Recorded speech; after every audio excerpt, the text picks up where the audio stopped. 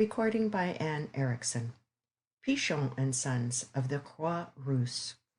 Giraudier, pharmacien première classe, is a legend recorded in huge, ill-proportioned letters, which directs the attention of the stranger to the most prosperous-looking shop in the Grand Place of La Croix-Rousse, a well-known suburb of the beautiful city of Lyon, which has its share of the shabby gentility and poor pretense common to the suburban commerce of great towns. Giraudier is not only pharmacien, but propriétaire, though not by inheritance. His possession of one of the prettiest and most prolific of the small vineyards in the beautiful suburb, and a charming inconvenient house with low ceilings, Lilliputian bedrooms, and a profusion of persiennes, jalousies, and contrevents, comes by purchase. This enviable little terre was sold by the nation when that terrible abstraction transacted the public business of France, and it was bought very cheaply by the strong-minded father of the Giraudier of the present, who was not disturbed by the evil reputation which the place had gained, at a time when the peasants of France, having been bullied into a renunciation of religion, eagerly cherished superstition. The Giraudier of the present cherishes the particular superstition in question affectionately. It reminds him of an uncommonly good bargain made in his favor, which is always a pleasant association of ideas, especially to a Frenchman, still more especially to a Lyonnais, and it attracts strangers to his pharmacie, and leads to transactions in Grand Chartreuse and Crème de Rose, ensuing naturally on the narration of the history of Pichon and Sons. Giraudier is not of aristocratic principles and sympathies. On the contrary, he has decided Republican leanings, and considers Le Progrès a masterpiece of journalistic literature. But as he says, simply and strongly, it is not because a man is a marquis that one is not to keep faith with him. A bad action is not good because it harms a good-for-nothing of a noble. The more when that good-for-nothing is no longer a noble, but pour rire. At the easy price of acquiescence in these sentiments, the stranger hears one of the most authentic, best remembered, most popular of the many traditions of the bad old times before General Bonaparte, as Giraudet, who has no sympathy with any later designation of le grand homme, calls the emperor, whose statue one can perceive, a speck in the distance, from the threshold of the pharmacie. The Marquis de Stench, in the days of the triumph of the Great Revolution, was fortunate enough to be out of France, and wise enough to remain away from that country, though he persisted long after the old regime was as dead as the Ptolemies, in believing it merely suspended, and the Revolution a lamentable accident of vulgar complexion, but happily temporary duration.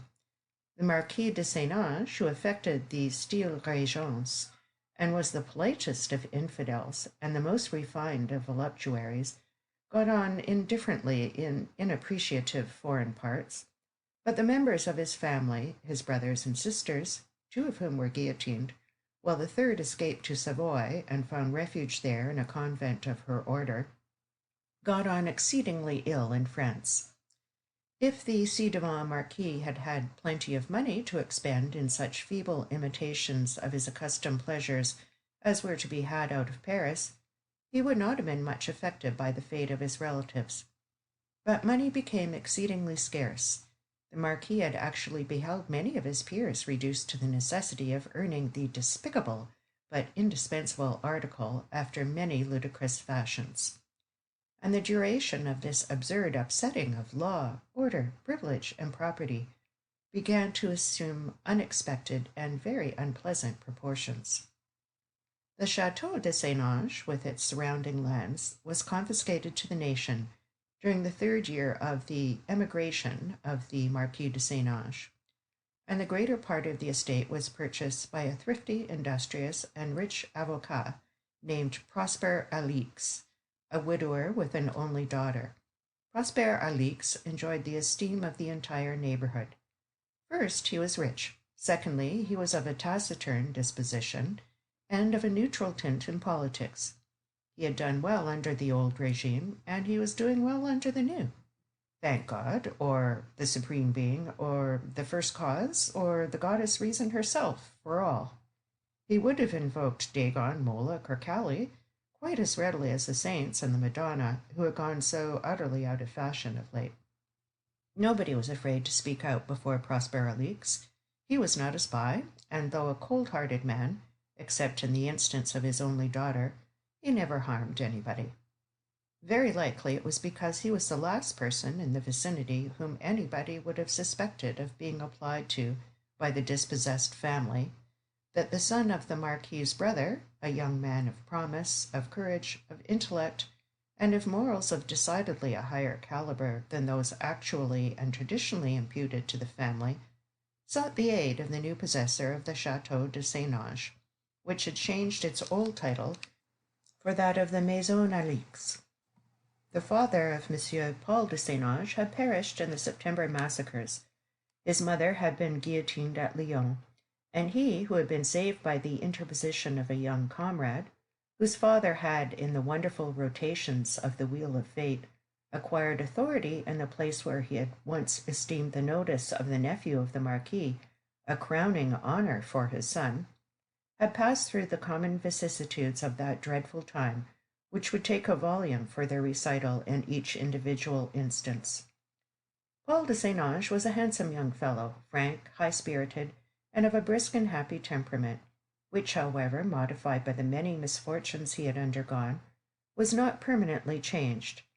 He had plenty of capacity for enjoyment in him still, and as his position was very isolated, and his mind had become enlightened on social and political matters to an extent in which the men of his family would have discovered utter degradation, and the women diabolical possession, he would not have been very unhappy if, under the new condition of things, he could have lived in his native country and gained an honest livelihood. But he could not do that. He was too thoroughly suspect. The antecedents of his family were too powerful against him. His only chance would have been to have gone into the popular camp as an extreme violent partisan, to have out-Heroded the revolutionary Herods, and that Paul de Saint-Ange was too honest to do. So he was reduced to being thankful that he had escaped with his life, and to watching for an opportunity of leaving France and gaining some country where the reign of liberty, fraternity, and equality was not quite so oppressive. The long-looked-for opportunity at length offered itself, and Paul de Saint-Ange was instructed by his uncle the Marquis that he must contrive to reach Marseille, whence he should be transported to Spain, in which country the illustrious emigrant was then residing, by a certain named date. His uncle's communication arrived safely, and the plan proposed seemed a secure and eligible one.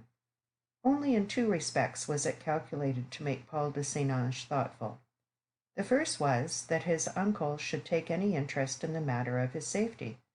The second, what could be the nature of a certain deposit, which the Marquis's letter directed him to procure, if possible, from the Chateau de Saint-Ange. The fact of this injunction explained, in some measure, the first of the two difficulties. It was plain that whatever were the contents of this packet, which he was to seek for, according to the indications marked on a ground plan drawn by his uncle and enclosed in the letter, the Marquis wanted them, and could not procure them except by the agency of his nephew. That the Marquis should venture to direct Paul de Saint-Ange to put himself in communication with Prosper Alix would have been surprising to anyone acquainted only with the external and generally understood features of the character of the new proprietor of the Chateau de Saint-Ange. But a few people knew Prosper Alix thoroughly, and the Marquis was one of the number. He was keen enough to know in theory that, in the case of a man with only one weakness, that is likely to be a very weak weakness indeed, and to apply the theory to the avocat. The beautiful, pious, and aristocratic mother of Paul de Saint-Ange, a lady to whose superiority the Marquis had rendered the distinguished testimony of his dislike, not hesitating to avow that she was much too good for his taste, had been very fond of, and very kind to, the motherless daughter of Prosper Alix, and he held her memory in reverence which he accorded to nothing beside, human or divine, and taught his daughter the matchless worth of the friend she had lost. The Marquis knew this, and though he had little sympathy with the sentiment, he believed he might use it in the present instance to his own profit, with safety. The event proved that he was right. Private negotiations, with the manner of whose transaction we are not concerned, passed between the avocat and the ci-devant marquis, and the young man, then leading a life in which skulking had a large share, in the vicinity of Dijon, was instructed to present himself at the Maison Alix under the designation of Henri Glaire, and in the character of an artist in house decoration. The circumstances of his life in childhood and boyhood had led to his being almost safe from recognition as a man at Lyons, and indeed all the people on the ci-devant visiting list of the chateau had been pretty nearly killed off in the noble and patriotic ardor of the revolutionary times. The ancient Chateau de Saint-Ange was proudly placed near the summit of the Holy Hill, and had suffered terrible depredations when the church at Fourvière was sacked, and the shrine desecrated with that ingenious impiety which is characteristic of the French, but it still retained somewhat of its former heavy grandeur. The chateau was much too large for the needs, tastes, or ambition of its present owner, who was too wise, if even he had been of an ostentatious disposition, not to have sedulously resisted its promptings. The jealousy of the nation of brothers was easily excited, and departure from simplicity and frugality was apt to be commented upon by domiciliary visits, and the eager imposition of fanciful fines. That portion of the vast building occupied by Prosper Alix and the citoyenne Berthe, his daughter, presented an appearance of well-to-do comfort and modest ease, which contrasted with the grandiose proportions and the elaborate decorations of the wide corridors, huge flat staircases, and lofty panelled apartments. The avocat and his daughter lived quietly in the old place, hoping, after a general fashion, for better times, but not finding the present very bad, the father becoming day by day more pleased with his bargain, the daughter growing fonder of the great house and the noble bocage, of the scrappy little vineyards struggling for existence on the sunny hillside, and the place where the famous shrine had been. They had done it much damage. They had parted its riches among them, the once ever-open doors were shut, and the worn flags were untrodden, but nothing could degrade it. Nothing could destroy what had been in the mind of Berthe Alix, who was as devout as her father was unconcernedly unbelieving. Berthe was wonderfully well educated for a Frenchwoman of that period, and surprisingly handsome for a Frenchwoman of any. Not too tall to offend the taste of her compatriots, and not too short to be dignified and graceful, she had a symmetrical figure and a small, well-poised head, whose profuse, shining, silken, dark brown hair she wore as nature intended, in a shower of curls, never touched by the hand of the coiffeur, curls which clustered over her brow and fell far down on her shapely neck. Her features were fine, the eyes very dark, and the mouth very red, the complexion clear and rather pale, and the style of the face and expression lofty. When Berthe Alix was a child, people were accustomed to say she was pretty and refined enough to belong to the aristocracy. Nobody would have dared to say so now. Prettiness and refinement, together with all the other virtues admitted to a place on the patriotic roll, having become national property. Berthe loved her father dearly. She was deeply impressed with the sense of her supreme importance to him, and fully comprehended that he would be influenced by and through her when all other persuasion or argument would be unavailing.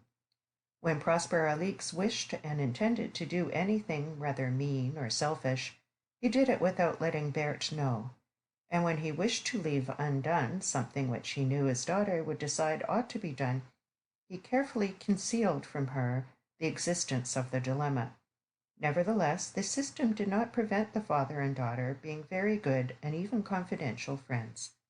Prosper Alix loved his daughter immeasurably, and respected her more than he respected anyone in the world. With regard to her persevering religiousness, when such things were not only out of fashion and date, but illegal as well, he was very tolerant. Of course, it was weak and an absurdity, but every woman, even his beautiful, incomparable Berthe, was weak and absurd on some point or other, and after all he had come to the conclusion that the safest weakness with which a woman can be afflicted is that romantic and ridiculous faiblesse called piety. So these two lived a happy life together, Bert's share of it being very secluded, and were wonderfully little troubled by the turbulence with which society was making its tumultuous way to the virtuous serenity of republican perfection. The communication announcing the project of the ci-devant marquis for the secure exportation of his nephew, and containing the skilful appeal before mentioned, grievously disturbed the tranquillity of Prosper, and was precisely one of those incidents which he would especially have liked to conceal from his daughter. But he could not do so. The appeal was too cleverly made, and utter indifference to it, utter neglect of the letter, which naturally suggested itself as the easiest means of getting rid of a difficulty, would have involved an act of direct and uncompromising dishonesty to which Prosper, though of sufficiently elastic conscience within the limit of professional gains, could not contemplate. The Chateau de Saint-Ange was indeed his own lawful property, his without prejudice to the former owners, dispossessed by no act of his. But the ci-devant marquis, confiding in him to an extent which was quite astonishing, except on the pis-aller theory which is so unflattering as to be seldom accepted, announced to him the existence of a certain packet hidden in the chateau, acknowledging its value and urging the need of its safe transmission. This was not his property. He heartily wished he had never learned its existence, but wishing that was clearly of no use. Then he wished the nephew of the ci-devant might come soon and take himself and the hidden wealth away with all possible speed. This latter was a more realizable desire, and Prosper settled his mind with it, communicated the interesting but decidedly dangerous secret to Berthe, received her warm sanction, and transmitted to the marquis by the appointed means an assurance that his wishes should be punctually carried out. The absence of an interdiction of his visit before a certain date was to be the signal to M. Paul de Saint-Ange that he was to proceed to act upon his uncle's instructions. He waited the proper time, the reassuring silence was maintained unbroken, and he ultimately set forth on his journey and accomplished it in safety. Preparations had been made at the Maison Alix for the reception of Monsieur Glaire, and his supposed occupation had been announced. The apartments were decorated in a heavy, gloomy style, and those of the citoyenne in particular. They had been occupied by a lady who had once been designated as Feu Madame la Marquise, but who is referred to now as La Mère du ci-devant, were much in need of renovation. The alcove, for instance, was all that was least gay and most far from simple. The citoyenne would have all that changed. On the morning of the day of the expected arrival, Berthe said to her father, "It would seem as if the marquis did not know the exact spot in which the packet is deposited.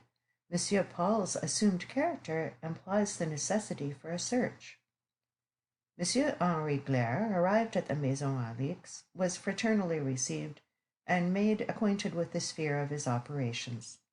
The young man had a good deal of both ability and taste in the line he had assumed, and the part was not difficult to play. Some days were judiciously allowed to pass before the real object of the masquerade was pursued, and during that time cordial relations established themselves between the avocat and his guest. The young man was handsome, elegant, engaging, with all the external advantages, and devoid of the vices, errors, and hopelessly infatuated unscrupulousness of his class. He had naturally quick intelligence, and some real knowledge and comprehension of life had been knocked into him by the hard-hitting blows of fate. His face was like his mother's, Prosper Alix thought, and his mind and taste were of the very pattern which, in theory, Berthe approved. Berthe, a very unconventional French girl, who, though the new era of purity, love, virtue, and disinterestedness ought to do away with marriage by barter as one of its most notable reforms, and had been disenchanted by discovering that the abolition of marriage altogether suited the taste of the incorruptible republic better, might even love this young man. She saw so few men, and had no fancy for patriots. She would certainly be obstinate about it if she did chance to love him. This would be a nice state of affairs. This would be a pleasant consequence of the confiding request of the ci-devant. Prosper wished with all his heart for the arrival of the concerted signal, which should tell Henri Claire that he might fulfill the purpose of his sojourn at the Maison Alix, and set forth for Marseille. But the signal did not come, and the days, long, beautiful, sunny, soothing summer days, went on. The painting of the panels of the citoyenne's apartment, which she vacated for that purpose, progressed slowly, and M. Paul de Saint-Ange, guided by the ground plan and aided by Berthe, had discovered the spot in which the jewels of price, almost the last remnants of the princely wealth of the Saint-Ange, had been hidden by the femme de chambre, who had perished with her mistress, having confided a general statement of the fact to a priest, for transmission to the Marquis. This spot had been ingeniously chosen. The sleeping apartment of the late Marquis was extensive, lofty, and provided with an alcove of sufficiently large dimensions to have formed in itself a handsome room. This space, containing a splendid but gloomy bed on an estrade, and hung with rich faded brocade, was divided from the general extent of the apartment by a low railing of black oak, elaborately carved, opening in the center and with a flat, wide bar along the top, covered with crimson velvet. The curtains were contrived to hang from the ceiling, and when let down inside the screen of railing, they matched the draperies which closed before the great stone balcony at the opposite end of the room. Since the avocat's daughter had occupied this palatial chamber, the curtains of the alcove had never been drawn, and she had substituted for them a high folding screen of black and gold Japanese pattern, also a relic of the grand old times, which stood about 6 feet on the outside of the rails that shut in her bed. The floor was of shining oak, testifying to the conscientious and successful labors of successive generations of flotteurs, and on the spot where the railing of the alcove opened by a pretty quaint device, sundering the entwined arms of a pair of very chubby cherubs, a square space in the floor was also richly carved. The seekers soon reached the end of their search.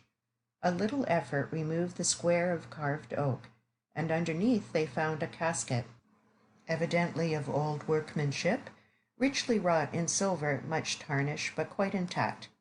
It was agreed that this precious deposit should be replaced, and the carved square laid down over it until the signal for his departure should reach Paul. The little baggage which under any circumstances he could have ventured to allow himself in the dangerous journey he was to undertake must be reduced so as to admit of his carrying the casket without exciting suspicion. The finding of the hidden treasure was not the first joint discovery made by the daughter of the avocat and the son of the ci-devant. The cogitations of Prosper Alix were very wise, very reasonable, but they were a little tardy. Before he admitted the possibility of mischief, the mischief was done. Each had found out that the love of the other was indispensable to the happiness of life, and they had exchanged confidences, assurances, protestations, and promises as freely, as fervently, and as hopefully as if no such thing as a republic, one and indivisible, with a keen scent and an unappeasable thirst for the blood of aristocrats, existed. They forgot all about liberty, fraternity, and equality, these egotistical, narrow-minded young people. They also forgot the characteristic alternative to those unparalleled blessings, death. But Prosper Alix did not forget any of these things, and his consternation, his prevision of suffering for his beloved daughter, were terrible when she told him with a simple, noble frankness which the grande dame of the dead and gone time of great ladies had rarely had a chance of exhibiting, that she loved M. Paul de Saint-Ange, and intended to marry him when the better time should come. Perhaps she meant when that alternative of death should be struck off the sacred formula. Of course, she meant to marry him with the sanction of her father, which she made no doubt she should receive. Prosper Alix was in pitiable perplexity. He could not bear to terrify his daughter by a full explanation of the danger she was incurring. He could not bear to delude her with false hope. If this young man could be got away at once safely, there was not much likelihood that he would ever be able to return to France. Would Berthe pine for him, or would she forget him, and make a rational, sensible, rich, republican marriage, which would not imperil either her reputation for pure patriotism or her father's? The latter would be the very best thing that could possibly happen, and therefore it was decidedly unwise to calculate upon it. But, after all, it was possible, and Prosper had not the courage in such a strait to resist the hopeful promptings of a possibility. How ardently he regretted that he had complied with the prayer of the ci devant. When would the signal for Monsieur Paul's departure come? Prosper Alix had made many sacrifices, had exercised much self-control for his daughter's sake, but he had never sustained a more severe trial than this, never suffered more than he did now, under the strong necessity for hiding from her his absolute conviction of the impossibility of a happy result for this attachment, in that future to which the lovers looked so fearlessly. He could not even make his anxiety and apprehension known to Paul de St. Ange, for he did not believe the young man had sufficient strength of will to conceal anything so important from the keen and determined observation of Berthe. The expected signal was not given, and the lovers were incautious. The seclusion of the Maison Alix had all the danger, as well as all the delight, of solitude, and Paul dropped his disguise too much and too often. The servants, few in number, were of the truest patriotic principles, and to some of them the denunciation of the citoyens whom they condescended to serve, because the sacred revolution had not yet made them as rich as he, would have been a delightful duty, a sweet-smelling sacrifice to be laid on the altar of the country. They heard certain names and places mentioned. They perceived many things which led them to believe that Henri Glaire was not an industrial artist and pure patriot, worthy of respect, but a wretched ci-devant resorting to the dignity of labor to make up for the righteous destruction of every other kind of dignity. One day a gardener, of less stoical virtue than his fellows, gave Prosper Alix a warning that the presence of a ci-devant upon his premises was suspected, and that he might be certain a domiciliary visit, attended with dangerous results to himself, would soon take place. Of course the avocat did not commit himself by any avowal to this lukewarm patriot, but he casually mentioned that Henri Glaire was about to take his leave.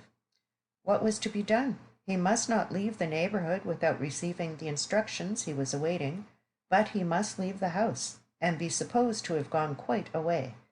Without any delay or hesitation, Prosper explained the facts to Berthe and her lover, and insisted on the necessity for an instant parting. Then the courage and the readiness of the girl told. There was no crying, and very little trembling. She was strong and helpful. "You must go to Pichon's, father," she said, "and remain there until the signal is given. Pichon is a master mason, Paul," she continued, turning to her lover, "and his wife was my nurse. They are avaricious people, but they are fond of me in their way, and they will shelter you faithfully enough when they know that my father will pay them handsomely. You must go at once, unseen by the servants. They are at supper. Fetch your valise and bring it to my room. We will put the casket in it, and such of your things as you must take out to make room for it we can hide under the plank. My father will go with you to Pichon's, and we will communicate with you there as soon as it is safe." Paul followed her to the large, gloomy room where the treasure lay, and they took the casket from its hiding-place. It was heavy, though not large, and an awkward thing to pack away among linen in a small valise. They managed it, however, and the brief preparation completed, the moment of parting arrived. Firmly and eloquently, though in haste, Berthe assured Paul of her changeless love and faith, and promised him to wait for him for any length of time in France, if better days should be slow of coming, or to join him in some foreign land if they were never to come. Her father was present, full of compassion and misgiving. At length he said, "Come, Paul, you must leave her. Every moment is of importance." The young man and his betrothed were standing on the spot whence they had taken the casket.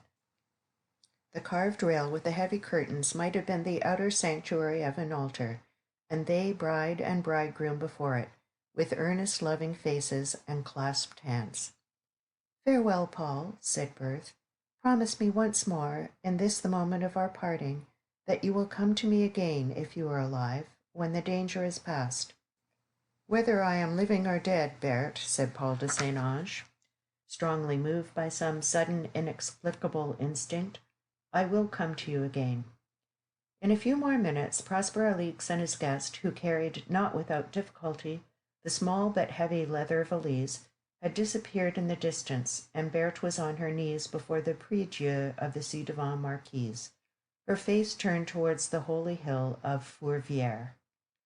Pichon, maître, and his sons, garçon maçon, were well-to-do people, rather morose, exceedingly avaricious, and of taciturn dispositions, but they were not ill-spoken of by their neighbours. They had amassed a good deal of money in their time, and were just then engaged on a very lucrative job. This was the construction of several of the steep descents by means of stairs, straight and winding, cut in the face of the coteau, by which pedestrians were enabled to descend into the town. Pichon père was a propriétaire as well. His property was that which is now in the possession of Giraudier, pharmacien première classe, and which was destined to attain a sinister celebrity during his proprietorship. One of the straightest and steepest of the stairways had been cut close to the terre which the mason owned, and a massive wall, destined to bound the high road at the foot of the declivity, was in course of construction.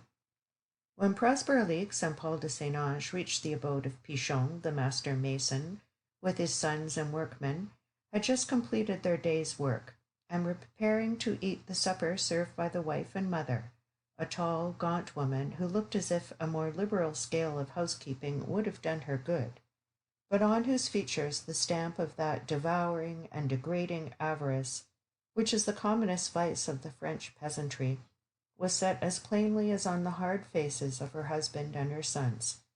The avocat explained his business and introduced his companion briefly, and awaited the reply of Pichon père without any appearance of inquietude.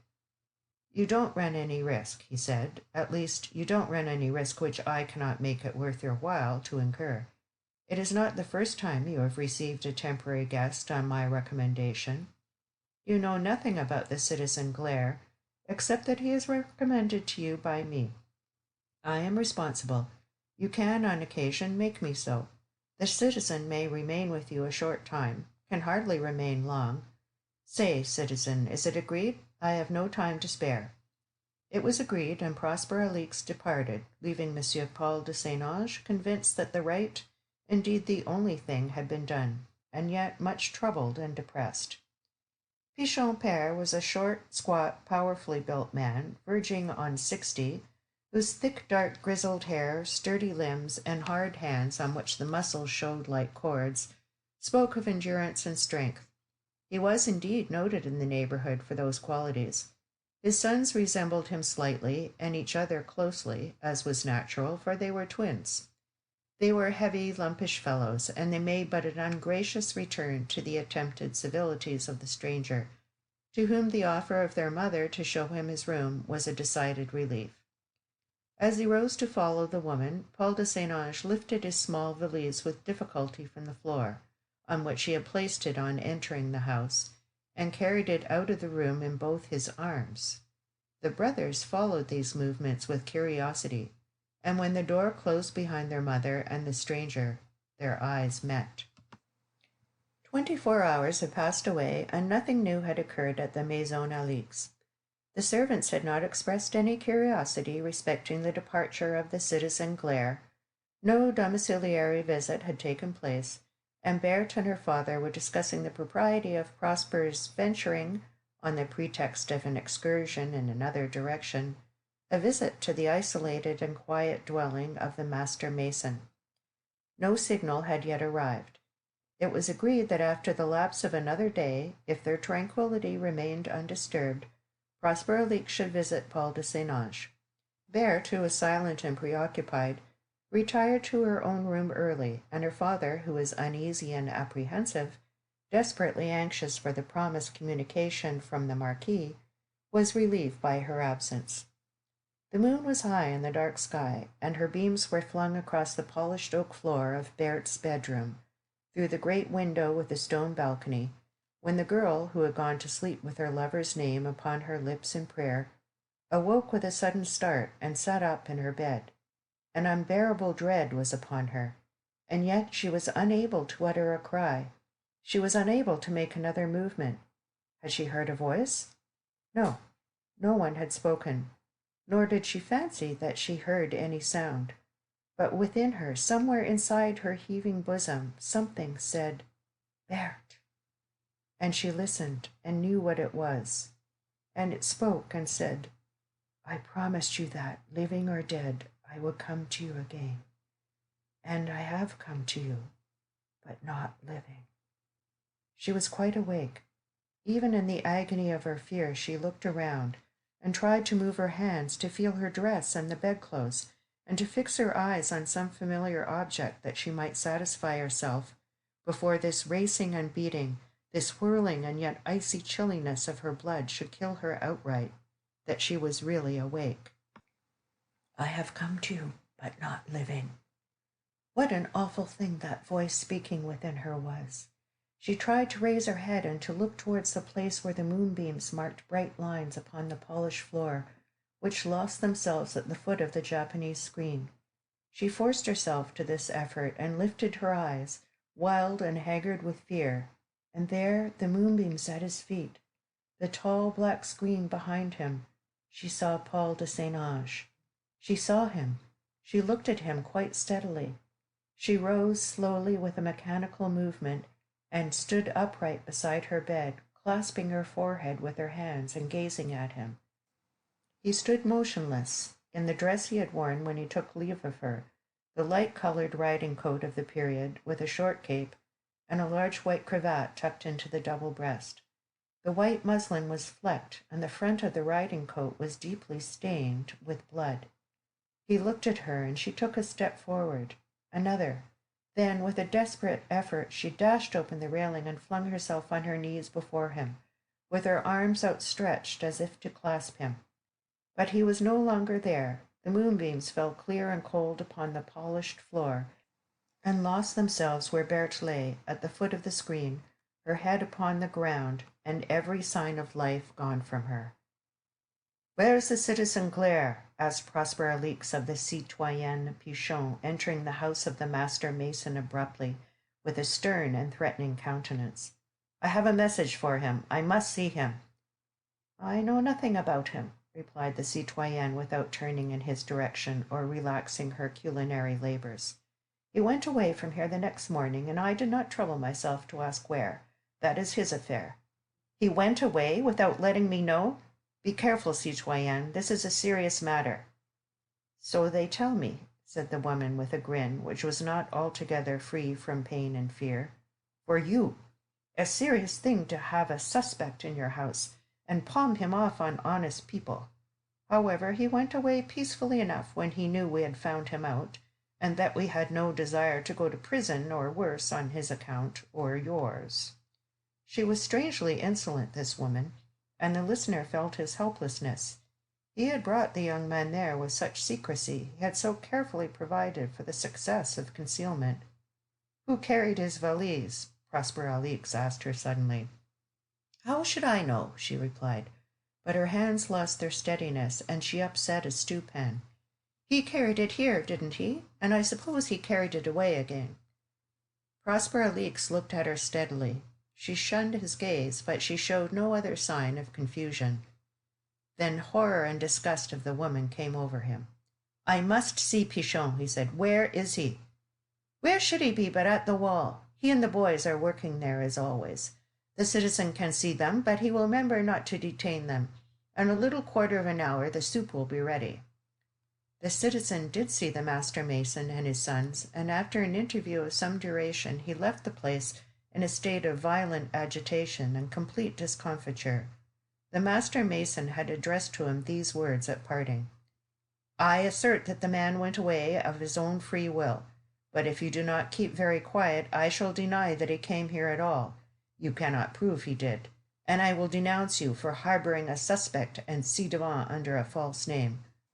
I know a de Saint-Ange when I see him as well as you, citizen Alix, and wishing Monsieur Paul a good journey, I hope you will consider about this matter, for truly, my friend, I think you will sneeze in the sack before I shall.